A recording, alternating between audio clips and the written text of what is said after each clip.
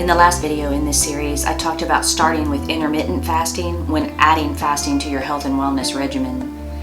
I've had many people tell me I have to eat because my blood sugar drops and I get shaky and get headaches and brain fog. Today I want to challenge this belief.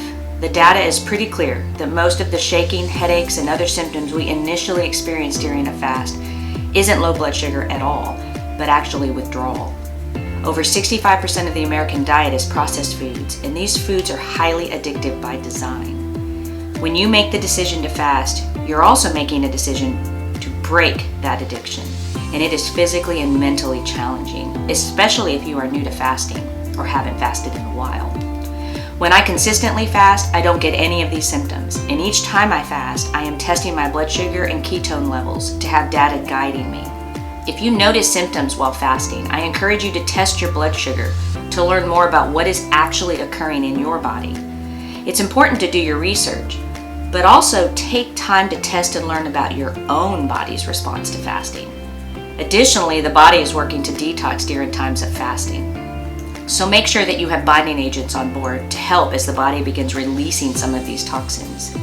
In a previous video in this series, I spoke on the importance of adding lots of leafy greens to your diet to help provide nutrients, fiber, and promote regular bowel movements for elimination of toxins. In my next video, I'll cover some of the binding agents I've used, so be sure to like and subscribe so you see when that gets released. Whether you are fasting or not, it's a good practice to learn what impacts your blood sugar. Test yourself before and after certain meals, and eat more of the meals that avoid the high blood sugar spikes. Test your blood sugar before and after coffee, tea, brushing your teeth, exercising. See what actually causes your blood sugar to rise and fall. Remember, if you are fasting longer than 3 days, seek the guidance of a trusted healthcare provider. And remember, if I take time to fast, allowing my body to detox and heal, it makes sense that when I start eating again, the goal is to eat cleaner. If I go out today after fasting and eat fast food, I would be countering the work my body just went through while fasting.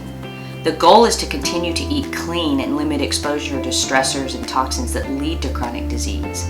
After all, I'm not fasting to lose weight, I'm fasting to heal and to reverse disease.